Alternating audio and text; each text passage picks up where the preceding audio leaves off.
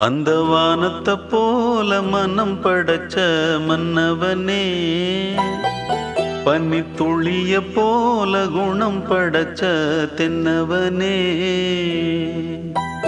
மஞ்சளிலே ஒரு நூலெடுத்து